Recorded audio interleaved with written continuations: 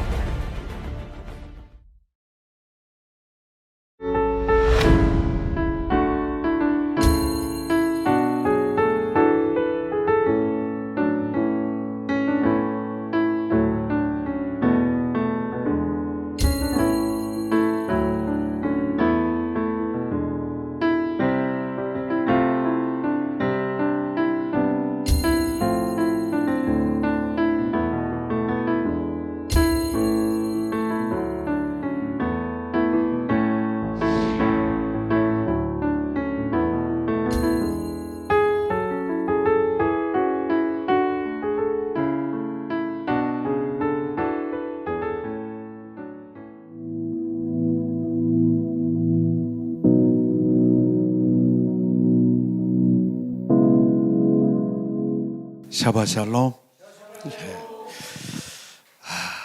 저는 그 이스라엘을 가면 그 어떤 행사보다도 샤밧이 이렇게 딱 시작되는 시간에 제 안에 밀려오는 행복이 얼마나 큰지 몰라요. 그래서 가끔 이스라엘 가면 제가 사람들에게 그런 얘기를 하면 혹시 우리 조상이 유대인이 아닐까? 내가 고향의 땅에 왔나? 그런 고백을 많이 합니다. 오늘 브레드 TV에서 함께 샤밧 샬롬 또 샤밧 예배를 함께 나누면서 제 마음속에 항상 샤밧이니까 샤밧 메시지를 가지고 함께 나누어야 되는데 저는 제 삶에 있어서의 특징이 어떤 설교를 레파토리로 해야 되겠다라고 하는 기본 레파토리를 안 가지고 살아요. 그래서 그냥 어디를 가면 하라는 대로 해요. 근데 오늘 그래서 사실은 제 생각에는 주님이 샤밧 메시지를 하게 하실까라고 하는 마음이었는데 전혀 다른 말씀을 제 마음에 주시는 거예요. 저도 이해가 잘 안 됐어요. 그 말씀이 바로 베드로전서 4장 7절부터 11절의 말씀입니다. 만물의 마지막이 가까웠으니 그러므로 너희는 정신을 차리고 근신하여 기도하라. 무엇보다도 뜨겁게 서로 사랑할지니 사랑은 허다한 죄를 덮느니라. 서로 대접하기를 원망 없이 하고 각각 은사를 받은 대로 하나님의 여러 가지 은혜를 맡은 선한 청지기 같이 서로 봉사하라. 만일 누가 말하려면 하나님의 말씀을 하는 것 같이 하고 누가 봉사하려면 하나님이 공급하시는 힘으로 하는 것 같이 하라. 이는 범사의 예수 그리스도로 말미암아 하나님이 영광을 받으시게 하려 함이니 그에게 영광과 권능이 세세에 무궁하도록 있느니라. 아멘. 이 말씀입니다. 이상하다. 왜 이런 말씀을 주셨을까? 특별히 브레드 TV를 가야 되는데 샤밧의 말씀을 함께 나눴으면 좋겠는데, 근데 이 말씀은 어쩌면 하나님이 브레드 TV뿐만이 아니라 우리 자신을 향하여 예언적으로 시대적으로 대단히 중요한 의미를 주는 본문이겠다라고 하는 마음으로 기도하면서 이곳까지 왔습니다. 과연 마지막 때인가? 브레드 TV가 시작이 되면서 제3성전 쫙 하면서 막 열어가면서 시작을 하셨어요. 종말 중에도 가장 중요한 때가 왔구나. 그런 인식을 많이 주고 계셨죠. 근데 우리가 이 세상을 살아가면서 또 신앙생활을 하면서 항상 볼 때 종말에 대한 개념이 우리 교회나 그리스도인들에게만 있는 것만은 아니에요. 종말에 대한 개념이 비종교, 세상 가운데도 있죠. 그래서 세상 사람들은 환경적인 변혁과 환경적인 재앙을 종말의 의미로 받아들입니다. 그래서 북극에 빙하가 녹아내리는 것, 그리고 빙하가 녹기 때문에 수면이 상승하는 것, 우리가 너무나 잘 알듯이 이것을 종말의 현상으로 받아들이고 있다는 것이죠. 또 뿐만이 아니라 세상의 사람들은 그 사회적인 다양한 환경과 붕괴 현상을 종말로 받아들입니다. 그래서 첫 번째로는 경제적 시스템이 붕괴되는 것, 이것을 사람들이 종말로 받아들이죠. 그래서 종말이라고 하는 것은 사실은 예수님이 이 땅에 오셔서 십자가의 구속을 완성하시고 승천하시면서 다시 오신다고 하시는 그 순간부터 지금까지는 종말이라고 하는 시간으로 계속 진행되어 가고 있지 않습니까?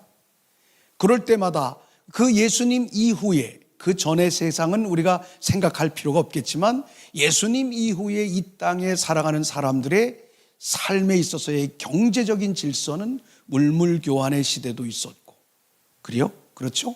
금본위, 또 예수님 시대는 은본위 시대도 있었습니다. 금과 은의 본위 시대가 지나면서 화폐가 발달이 되면서 사람들 안에는 이게 종말의 현상 아니야? 이럴 때가 있었다. 근데 지금 우리가 살아가는 이 시대는 화폐 중심의 시대가 점점 사라져가면서 잘 아는 것처럼 가상화폐라고 하는 손으로 만지지 않는 세계의 돈을 사람들은 어마어마하게 많이 만지고 누리고 살아가고 있는 이런 상황입니다. 가상화폐를 넘어서 어떤 화폐가 또 있을 수 있을까요? 이 가상화폐의 시스템들이 나오기 시작하면서 세상의 많은 사람들이 이제는 정말로 경제적 관점으로 보는 종말이 시작이 된 거다, 이렇게 사람들은 말을 하죠. 정치적인 불안, 이것도 종말의 현상으로 보고, 사회적인 갈등들을, 전혀 우리가 갈등을 느끼지 않았던 사회적인 갈등의 요소들을 경험하면서 사람들은 이것을 종말의 현상, 세상이 보는 종말의 현상으로 그렇게 구분을 하는 것을 볼 수가 있습니다. 세상 사람들이 보는 종말의 개념 중에 또 세 번째는 어떤 것이 있느냐면 기술 발전으로 인해서 느끼는 사람들 안에 느끼는 딜레마, 이것을 종말의 현상으로 받아들이는 경향을 볼 수 있습니다. 우리나라의 모 대학에 여자 총장님이 계시는데, 제가 알고 있는 교회에 권사님이 그분의 대학 동기예요. 92세신데 92세 되신 권사님은 지금 언어도 언어를 하시고 지팡이를 짚으시고 심지어는 요양원으로 가셨어요. 치매 때문에 소통이 잘 되지 않아요. 그런데 모 대학의 이 총장님이 대학 동기이신데 지금도 보면 5, 60대의 모습으로 계시는 것을 볼 수 있죠. 사람들은 이분이 뭐 줄기세포를 많이 맞았지 않았을까? 이런 얘기를 하면서 늙지 않는 요소들에 대해서 다양하게 얘기를 합니다. 그런데 이제 우리가 살아가는 이 세대 속에서 기술이 발달되고 의학들이 발달되면서, 지난번에 우리가 중국에서 전승절에 흘러나온 얘기를 잠깐 들은 적이 있지 않습니까? 바로 시진핑과 푸틴이 대화 가운데 영원한 권력을 유지하는 것에 대한 슬쩍 이 얘기를 하면서 줄기세포 얘기를 했다는 것. 저는 여기에 대해서 과학적으로 다 정확하게 알지는 못하지만 줄기세포를 맞고 줄기세포를 통해서 세포가 늙지 않고 존재하게 하는 이런 과학적 시스템들이 이 땅에는 지금도 활발하게 일어나고 있어서, 이런 현상 자체가 바로 이 땅에 있는 일반적인 기술 발전으로 인한 종말의 현상 중에 하나다라고 그렇게 말합니다. 여러분, 요즘에 구글과 뿐만이 아니라 아이폰이라든가 구글에서 앱 검열을 하기 시작을 합니다. 그러니까 이것 때문에 화가 난 사람이 한 사람 있어요. 아시죠? 테슬라. 우리가 쏘아 올리는 인공위성, 우리 인공위성을 가지고 테슬라에서 아이폰을 만들어서 우리 인공위성으로 어디서나 누구의 타치를 받지 않는 핸드폰을 소유하고 할 수 있도록 하겠다는 생각을 가지고 테슬라에서 핸드폰을 지금 개발하겠다라고 그렇게 얘기하는 거 볼 수 있죠? 테슬라 파이폰이죠. 여러분 들어보셨나요? 대단한 얘기입니다. 우리의 정보를 허락받지 않고 가지고 가는 것에 대해서 기분 나쁘니까 한 회사의 사장이 우리가 이 아이폰을 만들어서, 파이폰을 만들어서 그런 세상 사람들의 시스템으로부터 완전하게 우리 자신을 보호할 수 있겠다. 근데 사실은 이것도 위험이 있죠. 맘먹으면 이 사람 한 사람의 정보가 뚫려지면 전 세계는 공통으로 뚫려질 수밖에 없는 그런 또 위험성이 없잖아 있다라고 하는 걸 볼 수가 있습니다. 이런 현상을 보면서 사람들이 사회의 발전, 기술의 발전이 곧 종말이구나 라고 하는 것을 사람들은 많이 얘기합니다.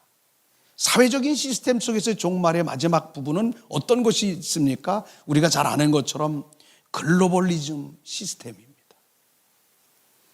경제적 글로벌리스트, 세계 시장, 자유무역, 전 세계가 나의 경제의 투자지고 전 세계가 나의 발판인 것이죠. 이런 글로벌한 시스템들을 가지고 살아가는 많은 사람들, 또 뿐만이 아니라 이런 시스템을 보면서 사람들은 이것이 종말이구나. 정치적인 종말, 정치적인 글로벌리스트, EU. 우리가 어렸을 때 오래전에 유럽연합이 생기면서 요한계시록에 대한 사람들의 그 해석들이 분변하게 아주 많은 요한계시록의 해석들을 통해서 이게 저 그리스도의 세계가 나타나는 거 아닌가, 이런 얘기를 했던 적이 있습니다.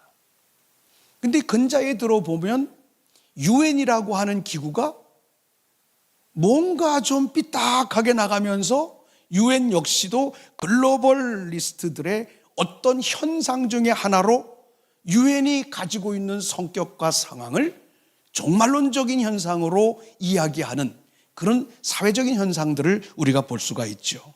문화적인 글로벌리스트들이 있습니다. 문화적인 글로벌리스트, 예술 세계에, 특별히 우리 한국의 K-팝 같은 경우는 도대체가 이해할 수 없는 예술 문화의 시장을 개척하는 놀라운 일들이 있죠. 또 다른 측면에서 보면 다문화입니다.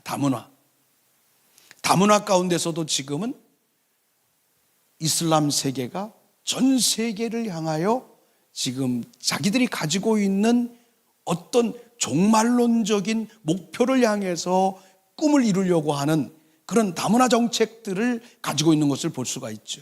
이러한 것들이 세상 사람들이 보는 종말의 개념이라고 하는 것입니다. 너무나 잘 알죠. 근데 우리는 예수님을 믿는 사람들이고 예수와를 믿는 사람들이기 때문에 성경적인 현상에 있어서 종말적인 모습을 우리는 너무나 잘 알고 있습니다. 종말은 재난의 시작, 종말을 시작하게 하는 마태복음 24장의 내용들을 우리는 볼 수 있습니다. 종말이 시작이 되고 있다. 정말 주님이 오실 때가 가까웠다 라고 하는 가장 시작점에서 나타나는 첫 번째 이야기는 거짓된 진리와 거짓된 선지자들을, 거짓 그리스도의 출현이라는 것.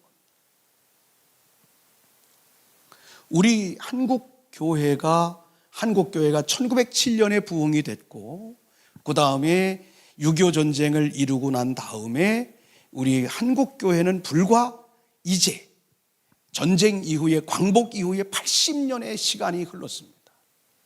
전쟁 이후 80년 동안에 1907년의 부흥이 이 땅을 휩쓸어 가고 있으면서도 이 부흥 가운데 있는 한국에 여러분 이단이 얼마나 많이 나왔는지 아시죠? 전 세계적인 이단은 한국에 있지 않습니까? 통일교라든가 신앙촌이라든가 요즘에는 우리가 잘 알다시피 신천지와 같은 이런 엄청난, 저는 신천지가 이스라엘에도 있는지 몰랐어요. 여러분 신천지가 이스라엘에도 있어요. 제가 2달 전에 중국을 갔다 왔는데 한국의 선교사들이 다 쫓겨나고 있는데 중국의 신천지가 활발합니다. 아프리카에 활발합니다. 일본에도 활발합니다. 이거 어떤 에너지로 이렇게 활발할 수 있을까? 이 현상이 바로 우리가 생각하고 있는 마지막 때가 시작된 것에 대한 신호탄이라고 하는 것을 이미 우리는 너무나 잘 알고 있죠.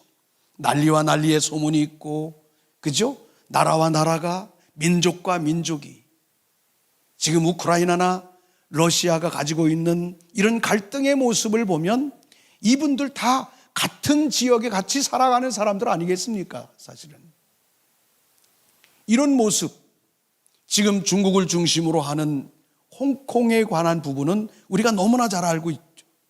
지금 대만이 너무나도 핫한 이슈 가운데 있지 않습니까? 아니 그 땅 크고 거기서만 잘 살아도 되는데 그 작은 대만을 굳이 내 손 안에 넣어서 내 만족을 누리려고 하는 그 이유가 뭔지, 이것이 바로 성경에서도 말하고 있는 종말의 재난의 시작의 언어다라고 하는 것을 성경에서 우리에게 잘 말해주고 있음을 볼 수 있습니다. 종말 중에서도 마지막에 나타나고 있는, 아주 마지막에 나타나고 있는 현상은 바로 복음이 편만하는 것입니다. 미전도 종족에게 복음이 편만하게 들어가는 것이죠. 이미 이것은 거의 완성돼 가고 있는 단계라는 것을 우리는 너무나도 잘 알고 있습니다. 뿐만이 아니라 이때에 일어나는 현상은 이방인의 수가 차는 겁니다. 하나님이 이스라엘을 잠시 묶어 놓으시고, 성경의 말씀처럼, 그죠? 그리고 이방인의 수가 찰 때까지 기다려 주시는 거예요. 근데 결국은 주님이 오시는 마지막 때는 이방인의 수가 차는 거라는 거예요. 이방인의 수가 차다. 이것은 로마서 11장 25절로 26절의 말씀에 보면 잘 나와 있지요. 또 도덕적인 타락의 현상들, 육체적인 기쁨과 심취되어 가는 이러한 모습들, 먹는 것, 마시는 것, 사고 팔고 세우는 것, 이것이 우리의 인생과 삶의 궁극적인 목표가 되어 있는 이런 삶. 하나님이 우리에게 축복을 허락해 주시면 이 축복을 통하여 너와 나의 기쁨과 소망을 가지고 살아가야 되는데, 극단적인 이기주의적 상황으로 가서 나의 것을, 나의 아성을 쌓는데 익숙하게 나가는 이런 삶의 모습, 이것이 마지막 때 중에 가장 끝부분에 나타나는 현상이라는 것을 성경은 너무나도 잘 말해주고 있습니다. 거기에서 중요한 것 중에 뭡니까? 바로 마지막 때의 타락 중에 가장 중요한 타락이 도덕적인 타락이지 않습니까? 도덕적인 타락 중에 우리 사회가 지금까지도 몸살을 앓고 있고 전 세계가 이미 그렇게 된 것 중에 하나는 동성연애, 성적 타락입니다. 다시 말하면 남성과 여성의 정체성에 대하여 흔들고 있는 것이죠. 이것은 결국은 창조하신 하나님에 대한 가장 큰 모독행위라고 볼 수가 있는, 지금 우리 사회도 이러한 모습으로 인해서 너무나도 몸살을 앓고 있는 것을 우리는 잘 볼 수가 있습니다. 마지막 때에 일어나는 신앙생활 속에 일어나는 타락의 모습은 무엇입니까? 배교입니다. 데살로니가후서 2장 3절 이하의 말씀에 보면 교회와 성도들이 배교를 합니다. 교회가, 예수님을 믿는 사람들이, 하나님의 종들이 주님의 음성을 들어야 되는데 귀신의 가르침을 따르는 거예요. 놀라운 일입니다. 제가 요즘에 이렇게 설교도 연구해보고 하면서, 요즘에 AI 시대 아닙니까? 요즘에 많은 사람들이 바쁘다고 해서 목회의 방법과 설교의 방법론을 AI에다가 많이 의존하려고 하는 경향이 있다라고 하는 겁니다. 서울대에서 나왔습니다. AI가 만들어내는 책들이 도서관을 질비하게 만들어내고 있어요. 놀랍게도 지금 AI, 제가 논문을 하나 써봤더니, 실험 삼아 논문을 한번 써봤거든요. 조그만 아티클을 써봤는데 주석을 AI가 나보다 더 정확하게 달아요. 깜짝 놀랐어요. 그러니 이 땅에 사람들이 공부하고, 인문적인 공부를 하고, 모르는 것을 공부하는 것에 대하여 익숙하게 가려고 하지 않아요. AI가 다 가르쳐주고, 심지어는 어디에 있는 정보인지 정확하게. 여러분, 우리가 주석을 달다 보면, 논문을 쓰고 주석을 달다 보면 콤마 하나 잘못 찍는 거 익숙하거든요. 그런데 AI는 띄어쓰기와 점 하나 찍는 것도 나보다 나아요. 그러니 누가 공부하려고 하겠습니까? 요즘에 여러분도 마찬가지지만 우리가 인터넷 가서 뒤져보고 그런 거 합니까? 웬만한 사람들은 AI에다가 물어보면 AI가 A, B, C, D 안을 다 가르쳐 줘요. 그렇게 되다 보니까 인간이 스스로 하나님과의 관계 속에 자기 자신의 정체성을 가지고 살아가는 것이 아니라 어떤 시스템에 의존돼서 살아가는데 익숙한 모습으로 살아간다. 중요한 것은 그런 정보 가운데 어둠의 정보를 갖다가 곳곳에 심어 놓는다면 많은 사람들이 어둠이 말해주고 어둠이 주장하고 있는 것들을 걸러내지 않고 그대로 받아들여지고 그대로 그것을 믿고 나가는 이러한 상황 속에 빠질 수밖에 없는 것이 오늘 우리가 살아가는 이 시대 속에 있는 대단히 중요한 문제라고 하는 것입니다. 중요한 것은 이겁니다. 이것은 이제 일반적으로 사회적으로 성경이 말하는 마지막 때에 대한 다양한 요소들이라고 말할 수 있다면 우리가 좀 더 다른 차원에서 한번 보았으면 좋겠습니다. 뭐냐면 이스라엘과 함께하는 영적으로 깨어있는 하나님의 사람들을 보면 주님이 오실 때가 가까웠다라고 하는 것을 볼 수 있어야 된다라고 하는 거죠. 시편 110편의 말씀에 보면 여호와께서 시온에서부터 주의 권능의 규를 보내시리니,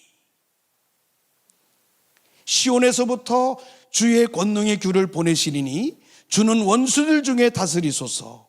주의 권능의 날에 주의 백성이 거룩한 옷을 입고 즐거이 헌신하니 새벽 이슬 같은 주의 청년들이 죽게 나오는도다.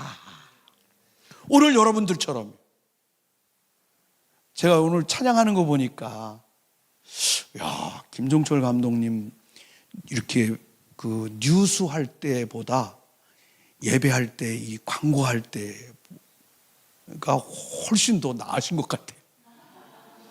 그리고 능력도 있으신 것 같아요. 우리가 이스라엘을 사랑하잖아요. 여러분, 시온에서 주의 권능의 규를 보내시는 것을 보거든 요게 마지막 주님이 오시기 직전에 깨어진 자들에게 일어나는, 깨어있는 자들에게서 일어나는 축복이라는 겁니다. 브레드 TV 그런 데 아닙니까? 왜 아멘 안 하지? 김종철 감독님만 아멘 하시는 게 아니라 정말 그렇습니다. 여러분, 제가 좀 간증을 하나 짧게 하겠습니다. 저는 사실은 평생 제 삶에 있어서, 목회에 있어서 하나님, 나는 건물로 소위 교회, 이런 교회에 관해 난 빠지지 않겠습니다. 이게 제 기도 제목이에요. 그래서 뭔가 좀 돼서 이렇게 세워질만 하면 주님이 그거 아니잖아. 그럼 어떻게 할까요? 내려놔. 그래서 저는 3번이나 제 목회를 내려놓는 작업을 해왔던 삶을 살아왔어요. 그리고 이제 나이가 좀 들어서 머리가 허였잖아요. 그 친구들이 저에게 그렇게 얘기합니다. 너는 이제 교회도 작고 사람도 별로 많지 않은데 은퇴하면 어떻게 살아? 나는 지금도 기적으로 사는데, 제가 하나님 앞에 기도를 하나 잘못했어요. 하나님, 그때만 해도 100만 원이 꽤 큰 시절이었어요. 몇십 년 전엔. 그때 제가 하나님 앞에 기도를, 하나님, 나 사례비 100만 원 이상 안 받을 거예요. 근데 20년 전에 100만 원도 100만 원이고 지금 100만 원도 100만 원이잖아요.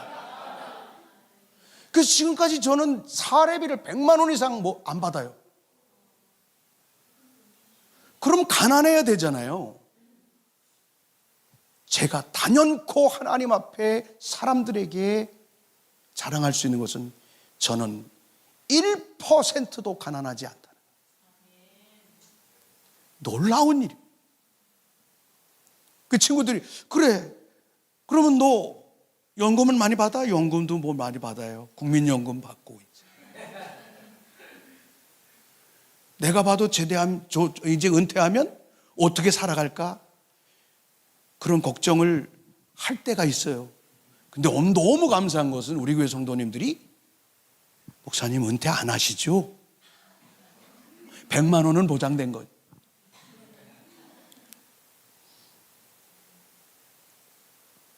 근데 어떻든 객관적으로 은퇴하면 이제 먹고 살아야 될 여러 가지 기반이 있어야 되잖아요. 여러분, 하나님을 교회 안에다가 묶어놓지 마십시오. 우리의 신앙을 성도들에게, 우리의 삶의 모든 바운다리를 성도라고 하는 하나의 공동체 속에 바운다리에 묶어놓지 마십시오. 여러분을 향한 하나님의 축복의 기업을 여러분들이 알고 있는 지식의 바운다리에 묶어놓지 마십시오. 그것이 하나님이 우리에게 주시고자 하시는 메시지 중에 하나입니다. 시온을 사랑하는 자, 이스라엘을 사랑하는 자에게 하나님께서 권능의 규를 주신다는 거예요. 이거를 보고든 주님이 오실 때가 가까웠다는 것을 알라는 거예요.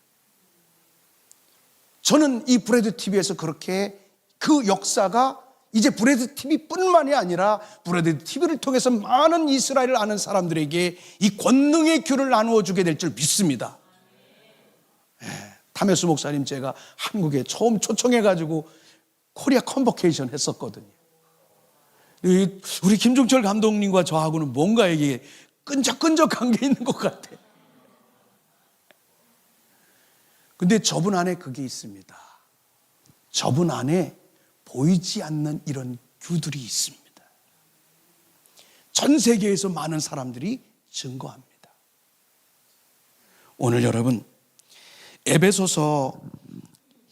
에베소서의 말씀에 보면, 에베소서 우리가 2장의 말씀에 보면 원룸에 나오잖아요. 한 세 사람. 여러분 한 세 사람에 대한 이야기가 나오면 이건 주님이 오실 때입니다. 긍정적인 겁니다. 지금까지 마지막 때에 대한 환경과 상황에 대해서 거짓 선지자가 나타나고, 그죠? 세상의 경제가 붕괴가 되고 도덕적인 타락이 오는데, 긍정적인 측면에서 보면 이스라엘의 연류가 돼 있는데, 이스라엘의 정렬이 돼 있는데, 시온으로부터 권능의 규를 받는 역사가 일어나면 주님의 때인 것. 그리고 이방인으로서 한 세 사람의 원류맨의 삶을 살아가는 이를 위해서 일어나는 사람들이 일어나기 시작하면 주님이 오시는 때다.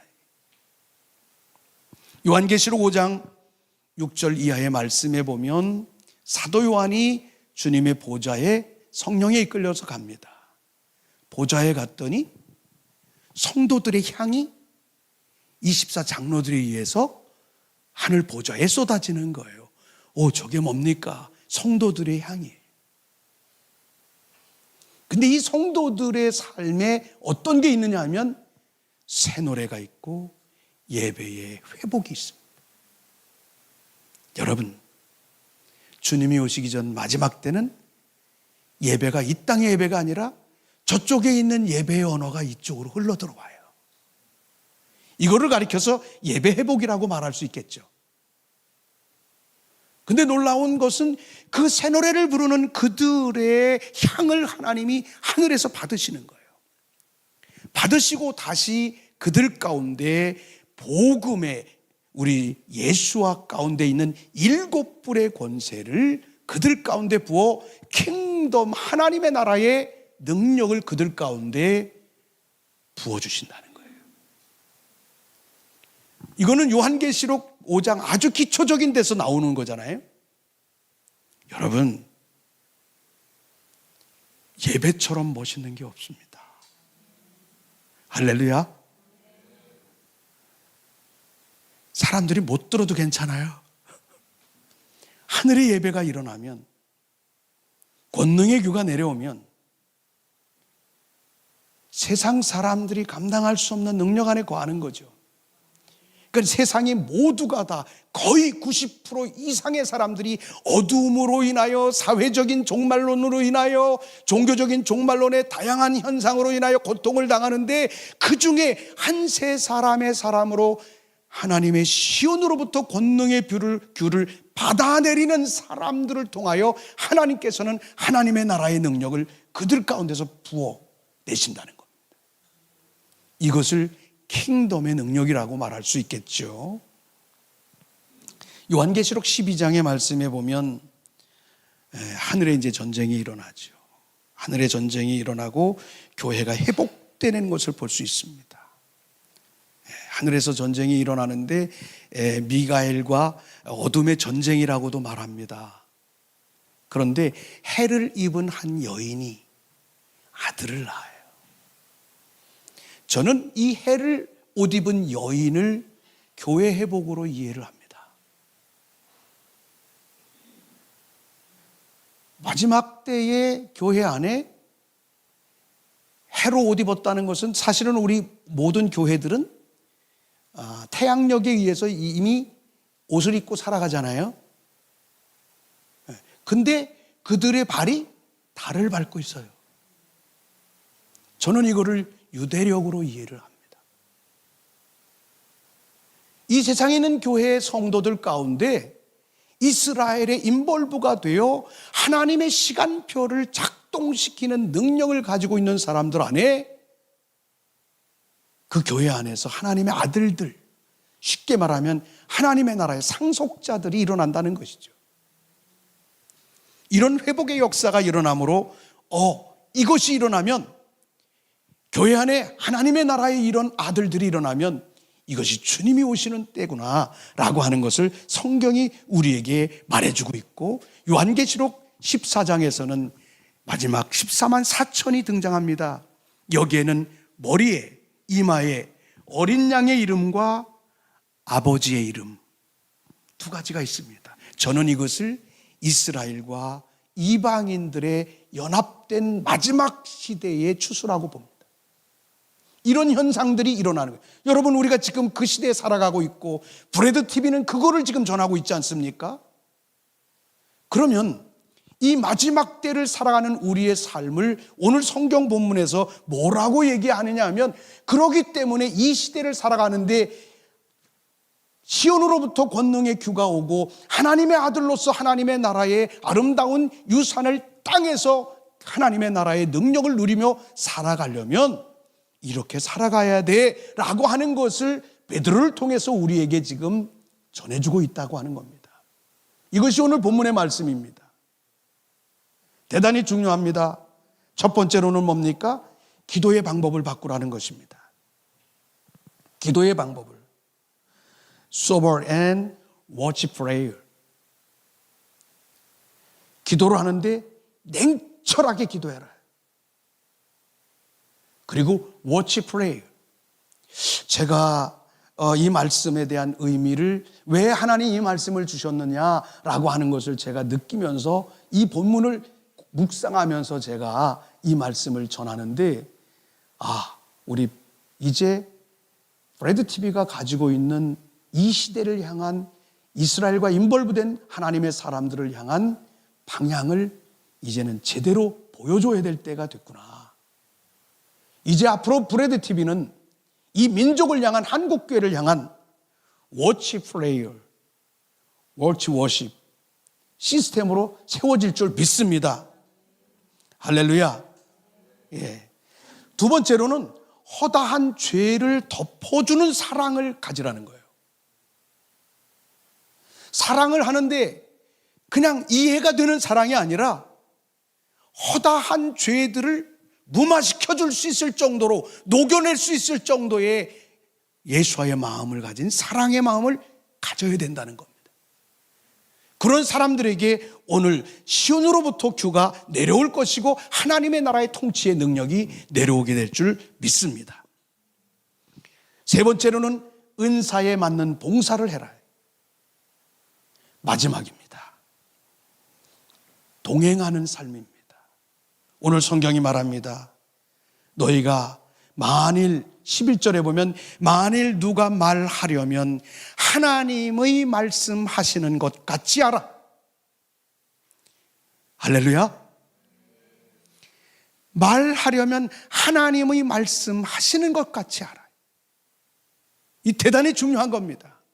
여러분, 우리의 입이 열려졌을 때 우리의 입을 통해서 하나님이 말씀하시는 것을 내는 겁니다.